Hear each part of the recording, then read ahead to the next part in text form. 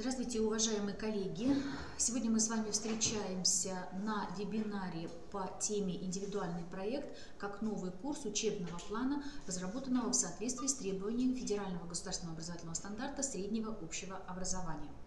Я Демина Эльвира Михайловна, методист Института развития образования. По должности занимаюсь этими вопросами сопровождения введения новых государственных образовательных стандартов. Какие вопросы мы сегодня постараемся осветить? В первую очередь, это как обеспечить преемственность в организации проектной деятельности учащихся среднего общего образования с уровнем основного общего образования. И второй вопрос – это планирование подготовки и защиты индивидуальных проектов старшеклассников. Но хочу в данном вопросе обратить ваше внимание, что данная технология может быть легко применена и для организации защиты индивидуальных итоговых проектов учащихся 9 классов. Особо обращаю на это внимание муниципальных и республиканских, руководителей муниципальных и республиканских пилотных площадок, потому что именно сейчас, в марте месяце, вы занимаетесь организацией или уже проводите эту процедуру защиту итоговых индивидуальных проектов. Если будут какие-то вопросы возникать по ходу моего выступления, по ходу обсуждения каких-то вопросов здесь присутствующими в аудитории, я прошу вас в чате, знаете, как пользоваться, в YouTube внизу трансляции есть чат, пишите свои вопросы, комментарии, я постараюсь на них ответить. Планируемое время нашей встречи сегодня небольшое, 40 минут, потому что я планирую, вы видите, осветить не очень конкретные разработческие вопросы, а именно организационные, поскольку большинство школ с этим вопросом справляется в штатном режиме введения Федерального государственного образовательного стандарта основного общего образования. Моя задача показать вам разницу между той процедурой, которая нами уже пройдена на уровне 5-9 класса, с той процедурой, которая будет запускаться в 10-11. То есть в тех классах, которые сегодня учатся по ВГОС среднего общего образования в пилотном режиме.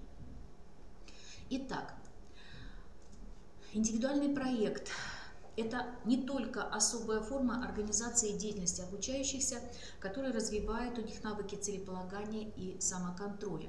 На уровне среднего общего образования содержанием примерной основной образовательной программы этого уровня образования индивидуальный проект заявлен как элективный курс, который обязательно должен войти в учебный план каждого профиля обучения.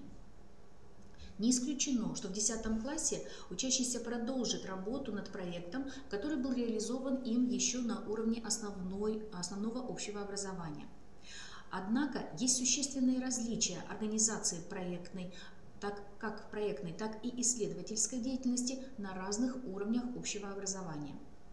Обратите внимание, в первую очередь я говорю сейчас про организационное отличие. В отличие от учащихся 5-9 классов, проектно-исследовательская деятельность которых осуществляется, как правило, в рамках плана внеурочной деятельности в различных формах ее организации, это подготовка к конференциям, конкурсам, воспитательным мероприятиям, учащиеся 10-11 классов выполняют индивидуальный проект в течение 1 года или 2 лет, то есть в течение 10-11, либо только 1 года, как правило, 10-го. И для этого именно в учебном плане школы отведено учебное время на данный элективный курс. Как правило, это 35 часов в 10 классе. И еще раз напоминаю, мы говорим о полных учебных неделях, правильно составленном календарном учебном графике.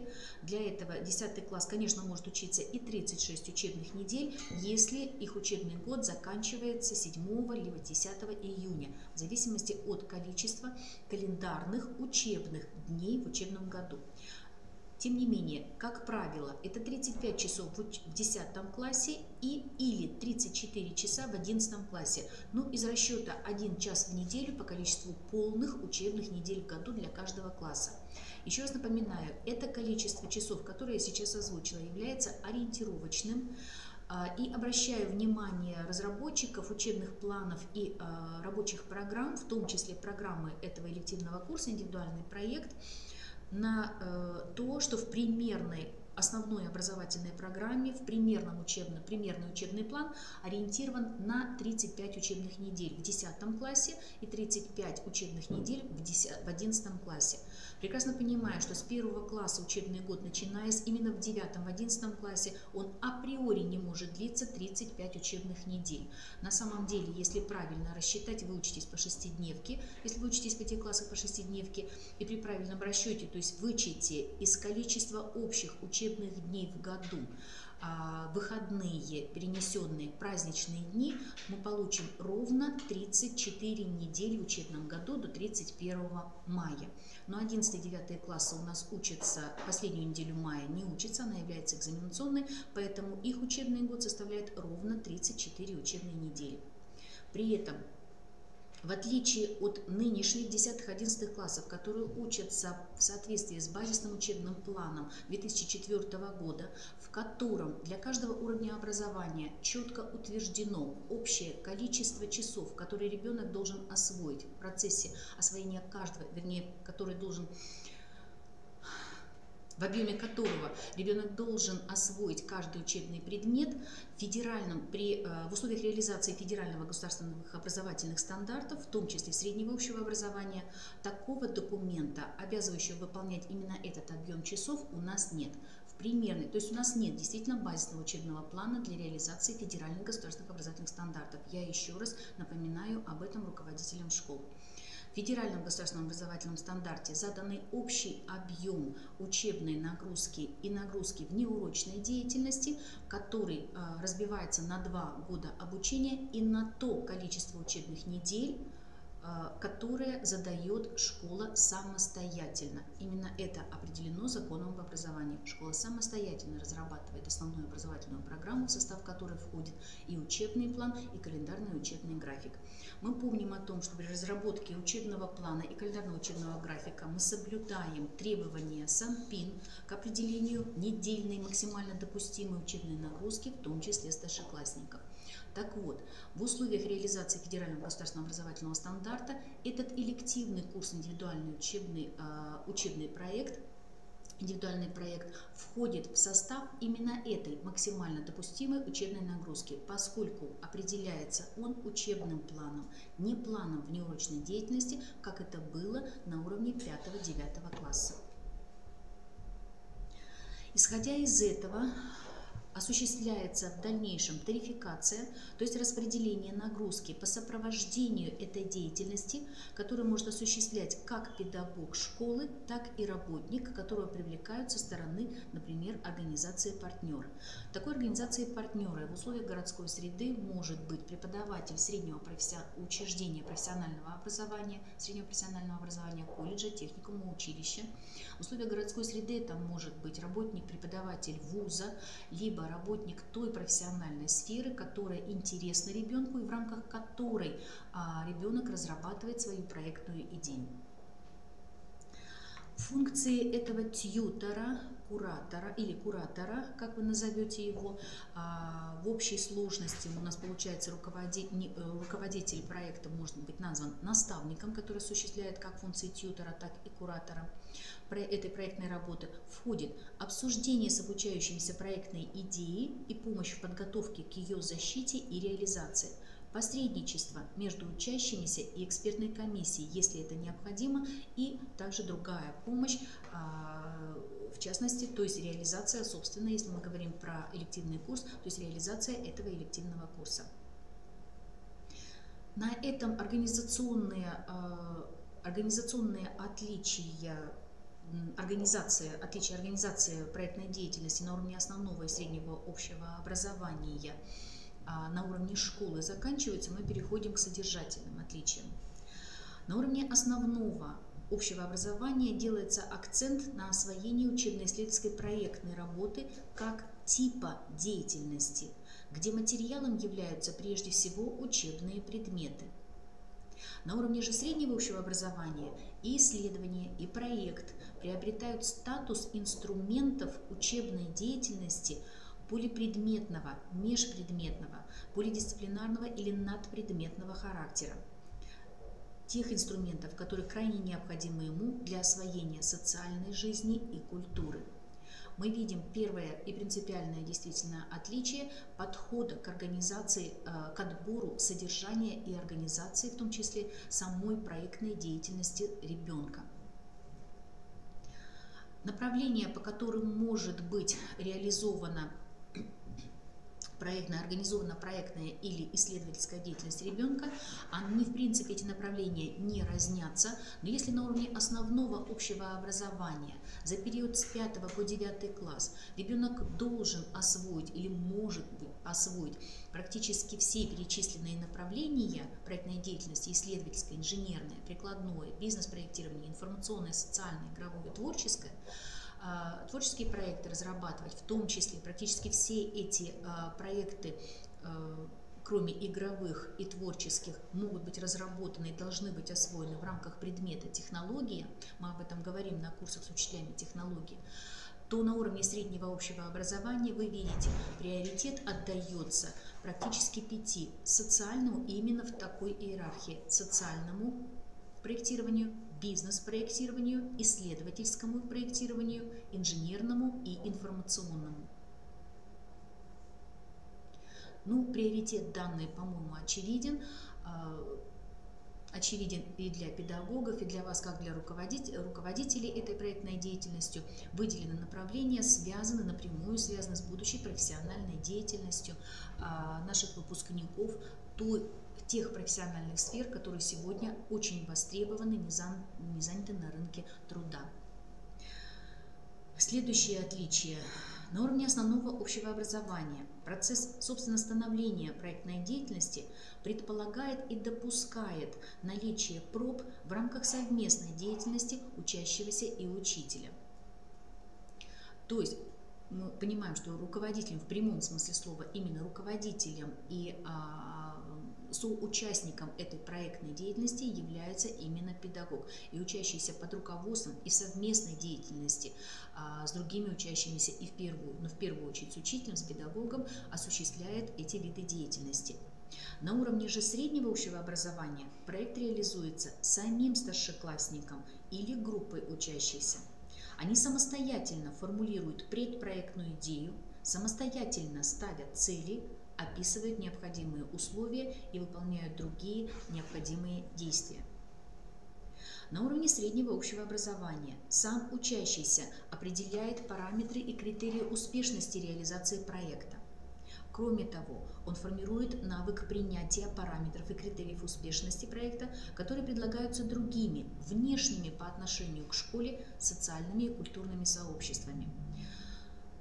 Презентация результатов проектной работы в 5-9 классе проводится на уровне школы. Если презентация в 5-9 проводится именно на уровне школы, либо на уровне класса, в зависимости от уровня проекта и как организован этот процесс в самой образовательной организации, то в старшем звене презентацию результатов проекта целесообразно проводить в том социальном культурном пространстве, в котором проект разрабатывался и реализовывался. То есть, если это социальный проект, то есть его результаты должны быть представлены местному сообществу, благотворительным, волонтерским организациям. Если это бизнес-проект, то сообществу деловых людей, бизнесменов, предпринимателей, то есть тех людей, которые окружают школу, либо сотрудничают со школой. Ну и понятно, что поиск данных представителей нужно искать не только среди благотворителей образовательной организации, но в первую очередь среди ее родителей, как социальных партнеров, как представителей определенной профессиональной сферы, определенной сферы производства.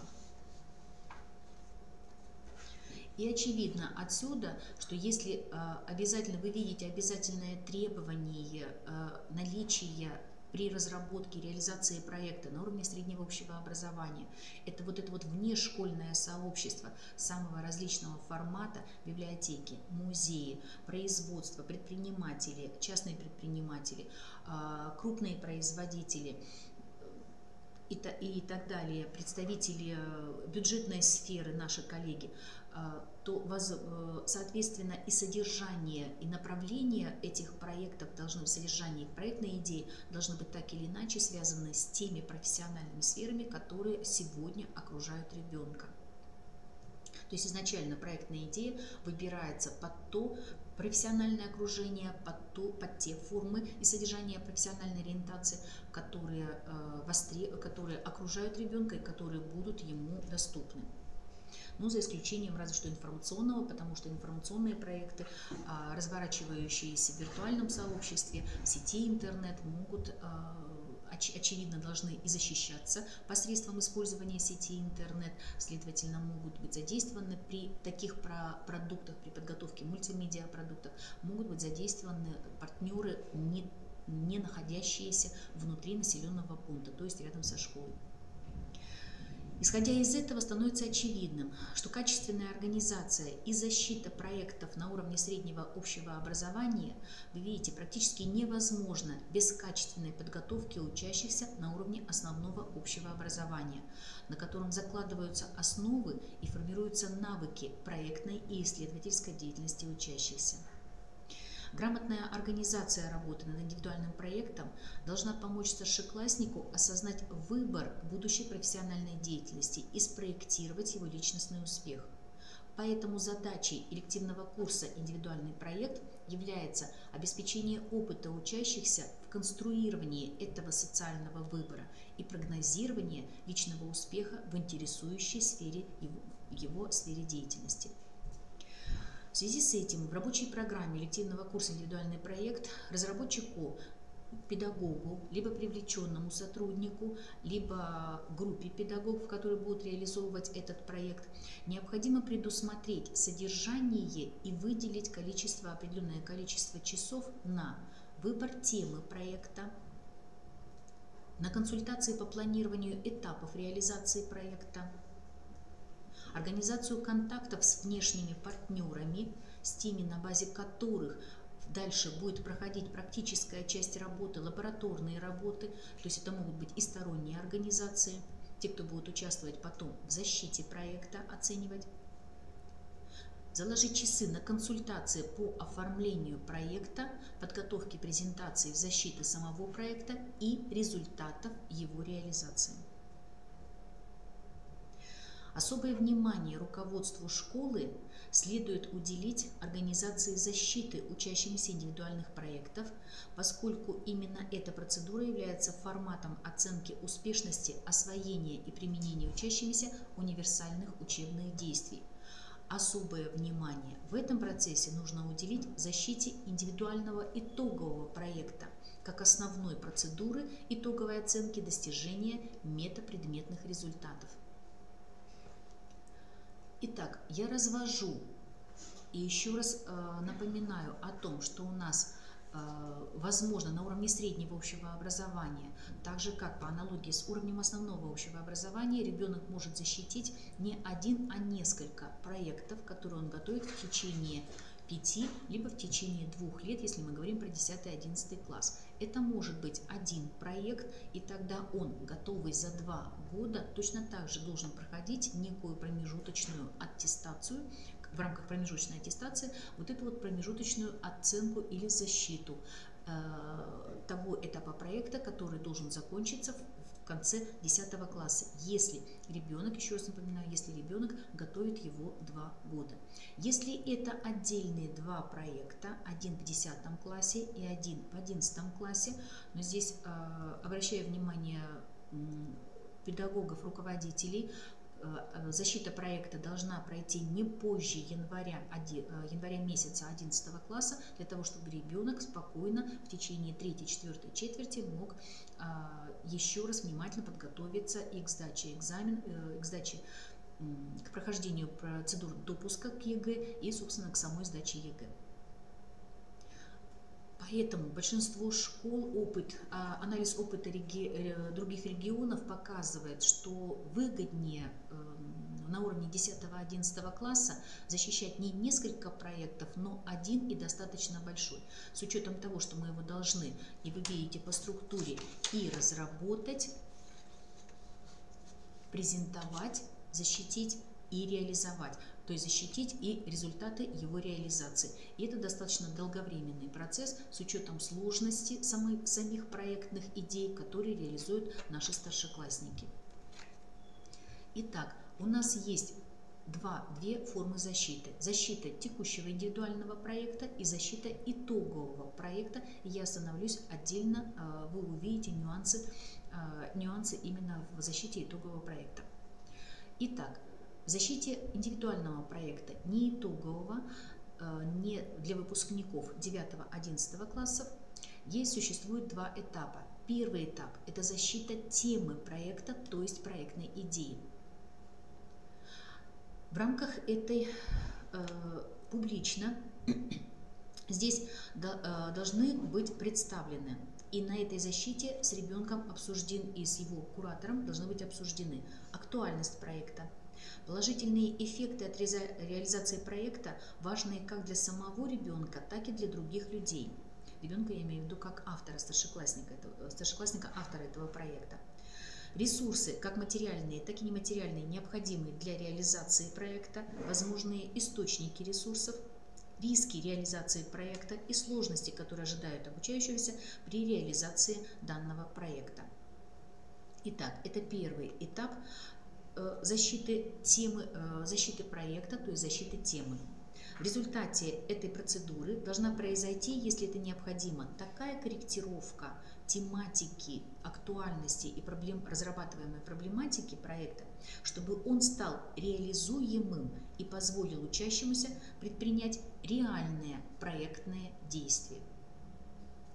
На этом этапе самым сложным именно для наших педагогических коллективов, для учителей, является оценка уместности, достоверности и научности, собственно, научного аппарата этого проекта, проблемы, цели, задач, этой идеи, ресурсов, вот этих вот рисков, для того, чтобы они не противоречили друг другу, четко укладывались в тематику проекта и были реализованы ребенком в тех имеющихся условиях и ресурсах, которые окружают и которые могут быть ему доступны, либо ему необходимы, но возможны для использования, для применения. На защите реализации проекта второй этап защита уже реализованного проекта. Здесь может быть представляться информация по такому примерному плану. Это план, собственно, самого выступления ребенка, по которому, и подготовки самого проекта, которым может руководствоваться педагог, куратор этого проекта. Тема и краткое описание сути проекта, актуальность его, положительные эффекты от реализации проекта, которые получает как сам автор, так и другие люди. И в данном случае вы видите, что очень похожа защита самого реализованного проекта на ту процедуру, которую ребенок уже проходил. Ресурсы материальные и нематериальные, которые были привлечены для реализации проекта, а также источники этих ресурсов, сам ход реализации проекта, риски реализации проекта и сложности, которым учащемуся удалось преодолеть в ходе его реализации.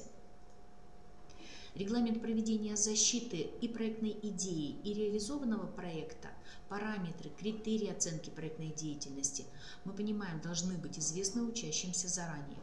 И крайне важно разрабатывать и обсуждать параметры и критерии оценки проектной деятельности с самими старшеклассниками, таким образом развивая их регулятивные универсальные учебные действия. Основные требования к инструментарию оценки сформированности универсальных учебных действий при процедуре защиты реализованного проекта являются следующими. Во-первых, оценивание должно производиться на основе критериальной модели. То есть четко должны быть разработаны критерии оценки, показатели и индикаторы, которые измеряют данные показатели в процессе защиты и представления проекта и результатов его реализации. Оценке должна подвергаться не только защита реализованного проекта, но и динамика тех изменений, которые были внесены в проект от момента замысла и озвучены были на процедуре защиты проектной идеи до ее воплощения. При этом мы должны четко учитывать целесообразность, уместность и полноту этих изменений, соотнесенные с сохранением исходного замысла проекта. Вот эти практические критерии, которые здесь здесь на этом слайде озвучены, могут лечь в основу тех критериев, которые добавляют эту критериальную модель, которую вы разрабатываете для оценки универсальных учебных действий, сформированности универсальных учебных действий в процессе защиты проектной деятельности, проекта. Для обработки всего массива оценок школе надо предусмотреть электронный инструмент. Им может быть, например, таблица Excel. Сегодня на сайте Минобр и в системе образования, в журналах менеджер образования, заместитель руководителя школы, директор образовательной организации, доступных в том числе в электронной форме, в том числе в бесплатном формате. Если вы подпишетесь на 3-4 дня на демо-версию этих журналов, вы найдете массу разработанных экселевских шаблонов для анализа сформированности как универсальных учебных действий, предметных результатов, так и оценки, диагностики и оценки и анализа достижения личностных результатов. Рекомендую обращаться. Знаю, что многие школы не находят финансовых средств для того, чтобы подписаться на печатный вариант. Еще раз напоминаю, есть подобный доступ к большому массиву информации, который не только может даже не быть в печатном варианте. Сегодня он существует в бесплатном формате, в демо-версии, в демо-доступе к электронным версиям всех этих журналов. Результаты, способ агрегации данных, то есть объединения этих данных полученных, формат вывода этих данных и способ презентации итоговых оценок учащимся и другим заинтересованным лицам определяет сама школа. И мы понимаем, когда мы говорим об этом, что должно быть разработано отдельное положение об индивидуальном учебном проекте, в том числе старшеклассника. За результаты оценивания универсальных учебных действий в формате, который принимает школа, доводится обязательно после этого до сведения учащегося. Какой это может быть формат? Как по аналогии с предметными знаниями обычная бальная оценка, 5-бальная, 4-уровневая, 5, 4, 3, 2, 5-бальная, 3-уровневая, без двойки, 4-бальная, 2-бальная, либо 2-уровневая, зачет, не зачет, удовлетворительно, не удовлетворительно. Еще раз повторяю, вот этот вот формат оценки сформированности универсальных учебных действий в школе уже должен быть принят относительно учащихся начального звена и 5-9 классов, которые учатся сегодня в штатном или в пилотном режиме для ВГОС. По аналогии с этим форматом нужно принять решение и относительно оценки индивидуальных проектов и сформированности универсальных учебных действий наших старшеклассников. За основу критериальной модели оценки итогового индивидуального проекта, как итогового индивидуального проекта, так и индивидуального проекта, который защищается в форме промежуточной аттестации, то есть не в выпускном классе, можно взять критерии, которые выделены, целесообразно взять критерии, которые предложены в примерной основной образовательной программе среднего общего образования. Это пункт 1.3, раздел «Система оценки достижения планируемых результатов». Первый критерий выделен, это сформированность, оценивается сформированность предметных знаний и способов действий, которое проявляется в умении раскрыть содержание работы, грамотно и обоснованно в соответствии с рассматриваемой проблемой или темой использовать знания и способы действий.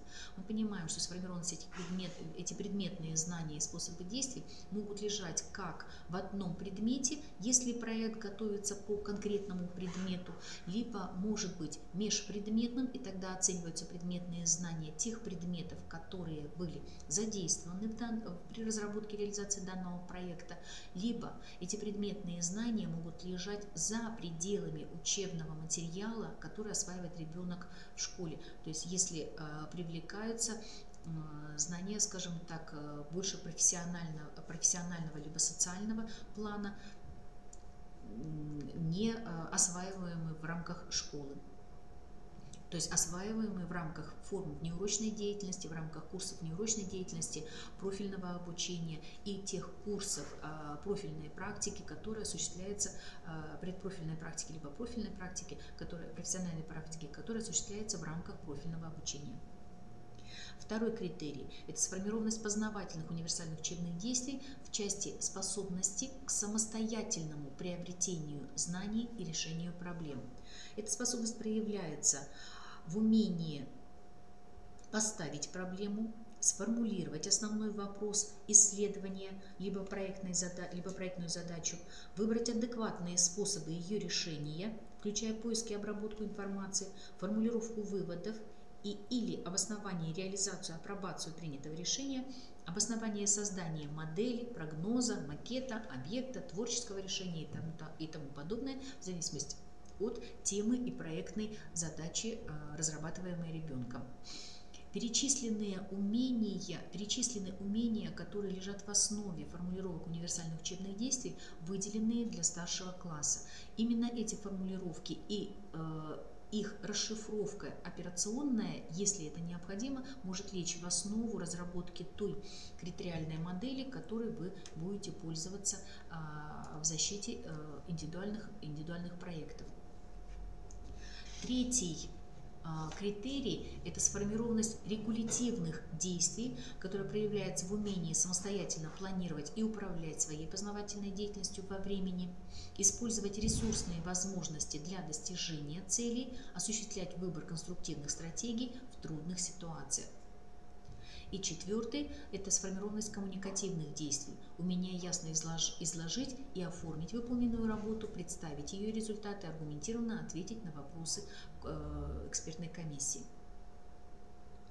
Как видите, все три группы универсальных учебных действий и практически большая часть самых сложных, основополагающих, я бы сказала, универсальных учебных действий, выделенных для уровня среднего общего образования, можно оценить в процессе защиты итогового проекта. По аналогии можно построить работу и на уровне 5-9 класса. Здесь при оценке, при разработке этого либо карты наблюдения, либо оценочного листа есть возможность воспользоваться тем перечнем универсальных учебных действий, я уже сказала, которые выделены в примерной основной образовательной программе, но сложность возникает именно в чем? На защите мы видим только и слышим самого ребенка. Сам процесс подготовки, он практически уходит от глаз экспертной комиссии, которая слушает ребенка, видит саму презентацию, видит проект, видит продукт этой проектной деятельности, который может быть и предметным, то есть продуктовым, и, конечно, образовательным. Вот. Но оценить сам процесс подготовки этого проекта, то есть вот это вот умение самостоятельно планировать, управлять, использовать эти ресурсные возможности, осуществлять выбор, то есть самостоятельно осуществлять, собственно, саму проектную деятельность, вот это вот действительно лежит за пределами, оценка этого лежит за пределами самой процедуры защиты.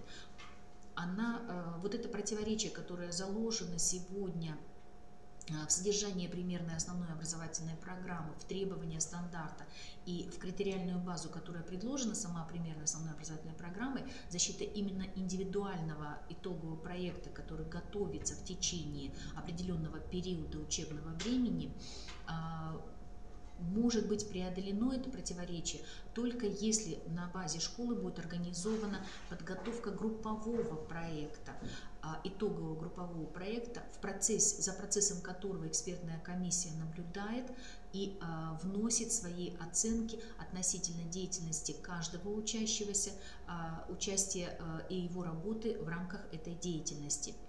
Такие разработки есть, они существуют, они сегодня распространяются и в бесплатном режиме, и в формате публикуемых книг. Список этой литературы и этого хорошего опыта вместе с примерами заданий, с оценочными листами есть в методических рекомендациях, которые размещены на сайте ФЦПРО 2.4, были разработаны в прошлом году, в 2017, сотрудниками нашего института. Вот. Если есть такая необходимость, потому что этим вещам уже были посвящены, то есть оценки метапредметных результатов были посвящены наши семинары, я еще раз напомню, и вместе с материалами, которые будут размещены, эти методические рекомендации еще раз выложим на наш сайт в разделе семинаров вместе с этой видеозаписью, чтобы вы смогли не только, скажем, чтобы вы смогли сэкономить свое время и усилия при разработке того, что уже апробировано школами, идущими, скажем так, реализующими федеральный стандарт и основного и среднего общего образования в опережающем режиме, не только в пилотном, но и еще больше, и еще ранее. Вот. При этом на защите большая роль в оценке именно сформированности вот этих вот универсальных учебных действий, которые мы не можем наблюдать в процессе защиты, потому что вот эта вот самостоятельность, она не может быть оценена именно по продукту деятельности, хотя может быть оценена именно по ответам ученика, насколько он в теме, насколько он в курсе, насколько он владеет содержанием самого проекта, этой тематики, этой проблематики разработанной. Вот именно по его ответам можно, конечно, оценить, насколько эта работа была им осмысленно и самостоятельно выполнена. Тем не менее, обязательно оценивается, кроме самой защиты и презентации обучающегося, отзыв руководителя, в котором должны быть оценены и отмечены эти моменты. Итак, для оценки проектной работы должна быть, для оценки проектной работы должна быть создана экспертная комиссия, в которую должны обязательно войти педагоги и представители администрации школы, где учатся дети, а также представители местного сообщества и тех сфер деятельности, в рамках которых выполнялись эти проектные работы. Сама же защита, и мы уже об этом говорили, может осуществляться в форме школьной конференции. Результаты выполнения проекта оцениваются по итогам рассмотрения комиссией представленного продукта с краткой пояснительной запиской, презентацией и, я уже говорила, отзывом руководителя. Особо обращаю ваше внимание на то, что если на уровне 5-9 класса ни в требованиях государственного образовательного стандарта, ни в рекомендациях примерной основной образовательной программы не уточнено, хотя мы об этом не раз говорили, что оценка за итоговый индивидуальный проект, защищенный ребенком в 9 классе, должна выставляться в аттестат, а мы понимаем, что форма сегодняшнего электронного аттестата не позволяет это сделать, тем не менее, вы видели и читали в примерной основной образовательной программе, именно эта позиция четко определена. И, возможно, для учащихся, кто будет учиться в федеральном государственном образовательном стандарте в штатном режиме, будут изменены в том числе формы аттестатов на уровне 11 класса. В документе об уровне образования установленного образца, аттестате о среднем общем образовании, наряду с итоговыми отметками по предметам, фиксируется и итоговая отметка за защиту итогового индивидуального проекта как оценка освоения одной из междисциплинарных программ. В данном случае мы говорим, во-первых, о программе развития универсальных учебных действий и элективного курса, который называется «Индивидуальный проект». Коллеги, вот не просто, не просто, но коротко о тех проблемах и о тех вариантах их решения, с которыми мы столкнемся вот буквально в этом году, потому что 10 классы уже учатся в пилотном режиме по ВГОС среднего общего образования, и о том, как эта деятельность, их организация и управление проектной деятельностью, чем должна завершиться на следующий год. Я хочу представить вам, помимо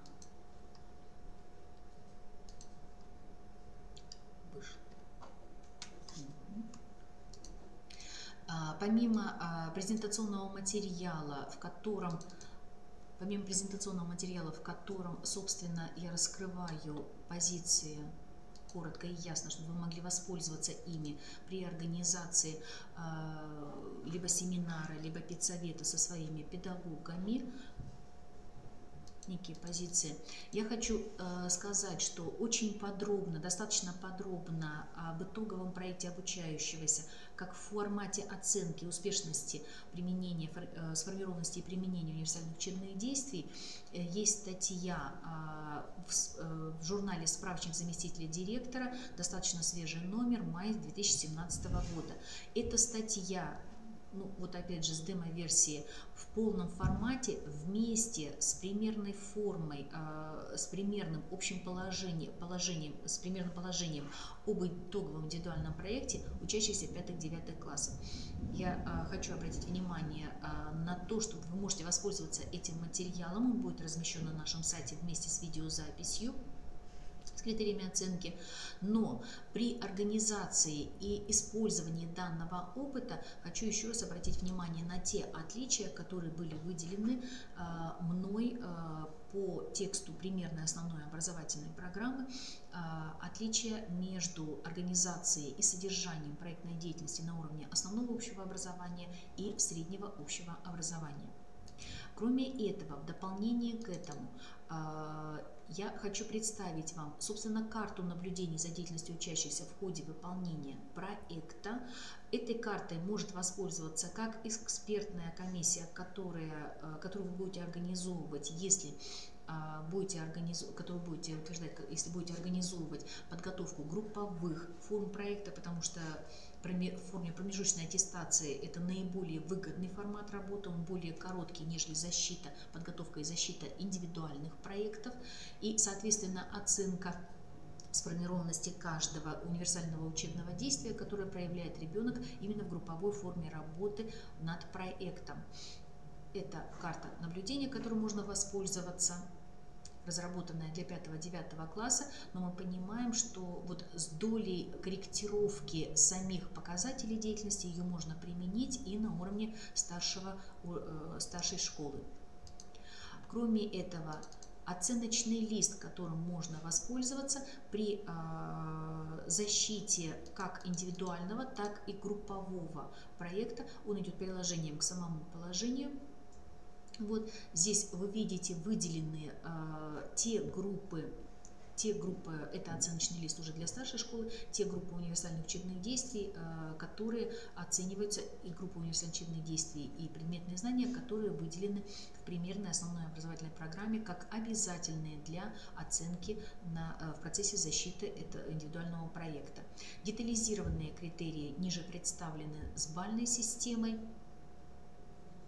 Опять же, данный материал прошел апробацию в школах, которые реализуют государственные образовательные стандарты. Я предполагаю, что те, кто пользуется либо оплаченной, либо демо-версией системы НЦФР, у вас этот материал уже есть, вы им пользуетесь. Для тех, у кого нет такой возможности, данный материал и, опять же, и масса другого материала по организации профильного обучения, мы будем об этом с вами говорить на других семинарах, по разработке индивидуальных учебных планов профилей в условиях реализации введения в ГОС среднего общего образования. У нас впереди идет разработка методических рекомендаций, впереди встреча по их разъяснению, их доведению и отработке.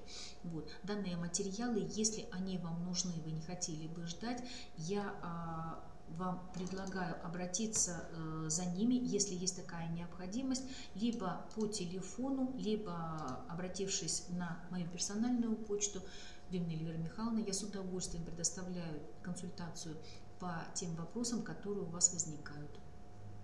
Мой рабочий телефон и мой сотовый телефон. Так, и теперь я готова ответить на те вопросы, которые у нас размещены в чате.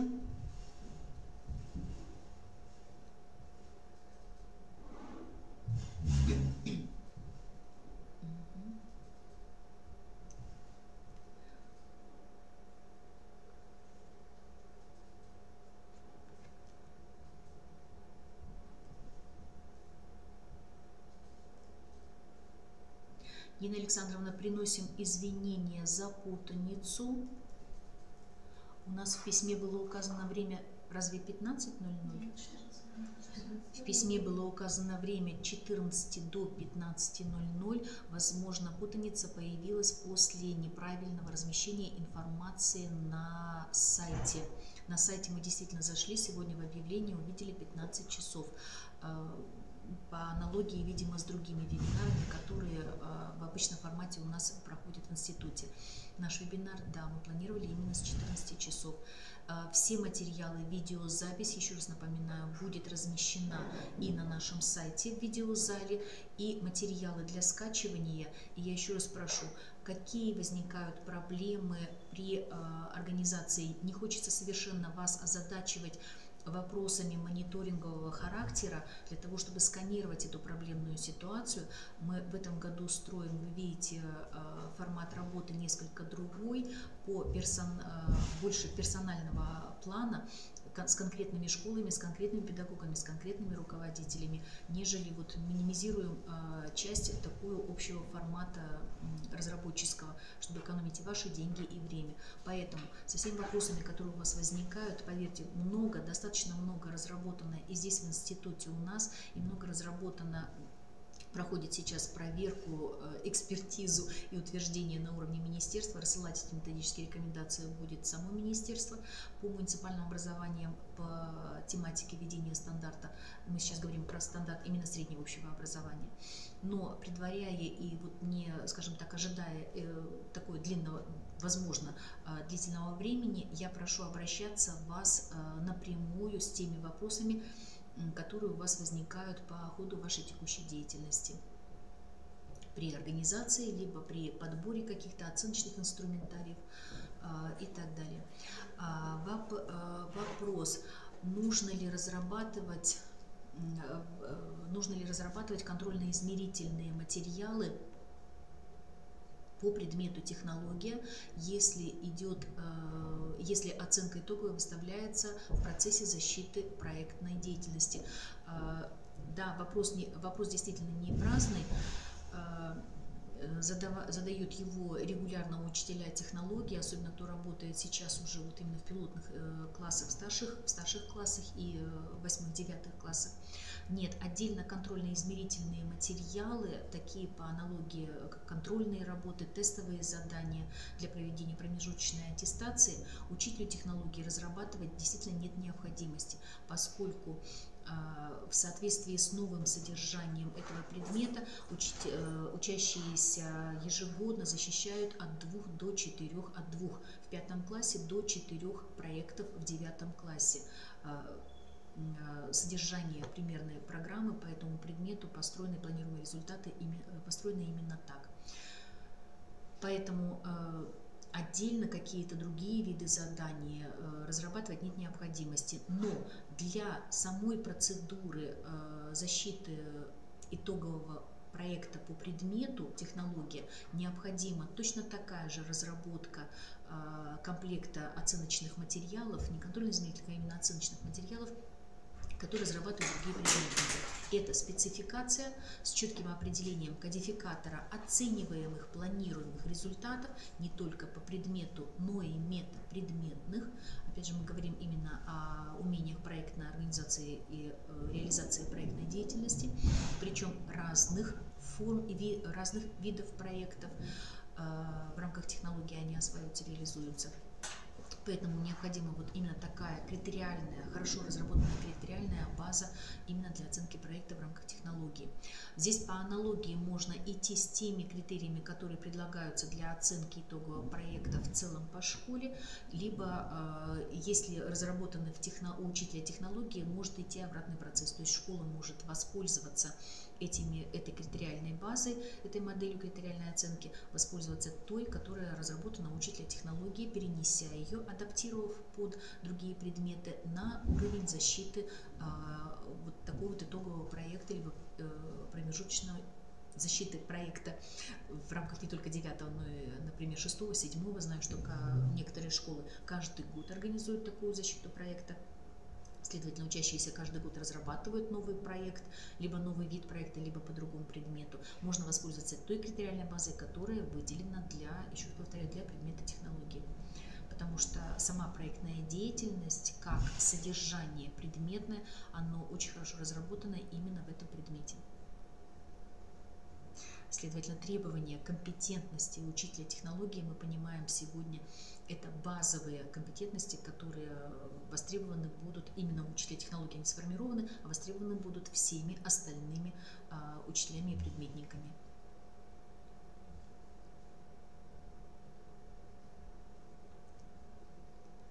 Так, пока вопросов в чате я не вижу. Есть ли вопросы у присутствующих? Спасибо большое за семинар. У нас такой вопрос. У нас в гимназии через 2 недели. Громче. У нас в гимназии через 2 недели будет защита проектов учащихся 9 класса. Мы очень волнуемся, переживаем, и у нас такой вопрос. Действительно ли в аттестат мы не фиксируем оценку за проект? Вчера в управлении образования нам сказали, что мы должны все-таки оценку в аттестат поставить. Как это сделать, если в учебном плане это не предусмотрено? Объясните, пожалуйста, нам еще раз, чтобы мы уже не сомневались. Да, действительно, я уже это произносила, давайте вот этот вопрос попробуем, скажем так, разрешить. Мы встаем в какое противоречие? Та нормативная база, которая сегодня существует относительно проведения и, соответственно, оформления, да, итоговых аттестатов, проведения государственной итоговой аттестации и оформления итогового документа, то есть аттестата, она разработана под федеральный компонент государственного стандарта. Причем не возьмусь говорить за 9 класс, но буквально вот до несколько лет назад, я представляю, поменялось само программное обеспечение, которое не позволяет вам внести туда дополнительный предмет, либо дополнительный курс. Да, форму в приложении к аттестату, особенно в 9 классе. Форма 11 класса это позволяет, потому что у нас есть профильные предметы, профильные курсы дополнительные, поэтому форма 11 класса по логике это позволяет сделать. Но аттестат 9 класса ориентирован именно на учебный план, а поскольку именно на уровне 5-9 класса этот итоговый проект у нас не был внесен, мы говорили об этом, именно в учебный план, осуществлялся он в плане, вернее, посредством, да, организации плана внеурочной деятельности, вот, и за счет времени не учебного, а именно внеурочного, исходя вот из этих противоречий, мы действительно не можем в аттестат поставить оценку, как это требуется, либо как-то практически вот красной нитью проходит, потому что именно итоговый этот проект идет. Это прописано в примерной основной образовательной программе основного общего образования. То есть пилотные школы, пилотные классы действительно находятся в таком противоречии. Мы вроде как бы реализуем стандарт, но и государственную итоговую аттестацию содержательно и по форме, и документы мы оформляем все еще по требованиям федерального компонента государственного образовательного стандарта, как бы работая в этих условиях другой нормативной базы. Поэтому здесь школа для себя должна принять некое решение. Если технически у вас это возможно, даже несмотря на то, что у вас нету его в учебном плане, но я еще раз напоминаю, у нас защита итогового проекта проходит как формат оценки результатов освоения междисциплинарных программ. Не только программ учебных предметов, но и междисциплинарных программ, и в первую очередь программы развития универсальных учебных действий. То есть мы не говорим о том, что проектная деятельность ребенка формируется только во внеурочной деятельности, то есть никак не связано с предметным содержанием. С учетом того, что первой оценкой вы обратили внимание на все критерии, первая оценка за защиту проекта идет именно за предметные знания и способы действия, которые он либо развивает, либо получает, либо демонстрирует здесь в этих видах деятельности, в проектной и учебном исследовании. Причем у нас действительно в стандарте везде выделена только проектная деятельность, но примерное содержание, примерной основной образовательной программы, как официального документа на сегодняшний момент уточняет эту позицию не только проектное, но и учебное исследование. То есть ребенок может защитить представленные рекомендации защиты в примерной основной образовательной программе среднего общего образования, рекомендации как организации защиты не только проекта, но и учебного исследования. Я сегодня на этом не останавливалась, потому что по аналогии с проектной деятельностью, но с нюансами, вы знаете, где эту информацию найти и как организовать. Вот. Если технически, опять же, это возможно, значит в аттестат вы вносите форма после предметов, да, форма защита итогового проекта. По логике оформляется это по аналогии с дипломами о получении среднего либо высшего профессионального образования, либо профессиональной переподготовки, в которой идет защита дипломной работы, в которых прописывается защита дипломной работы и уточняется тема, то есть прописывается тема и оценка. Либо зачет, не зачет, зачет, как правило, зачет не ставится, да, либо зачет, либо оценка 5, 4, 3 и так далее. Вот. По аналогии с этими же вещами мы оформляем аттестат и выпускника основной, и, следовательно, потом будем оформлять аттестат выпускника средней школы. Если это, еще раз говорю, технически возможно, то есть здесь нужно обратить внимание на то программное обеспечение, которым вы сегодня пользуетесь. Возможно, в его инструментах есть возможность заменить, либо расширить, либо увеличить это поле, изменить, вернее, эти поля. Если это будет технически возможно, как можно, Вы оформляете как нужно написать, чтобы мы были... индивидуальный итоговый проект,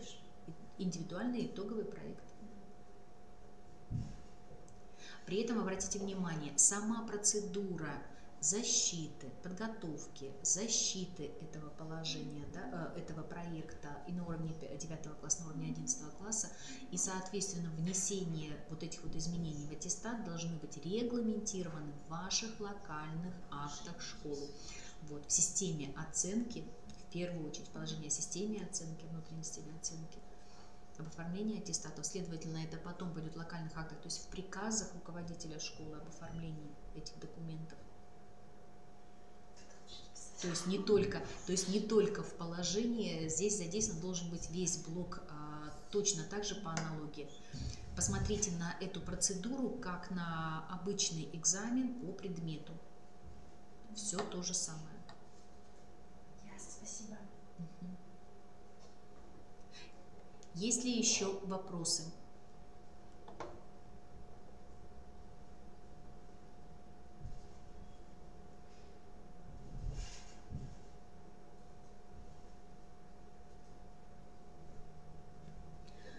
Предполагаю, что вопросы появятся после того, как вы подробно познакомитесь с положением.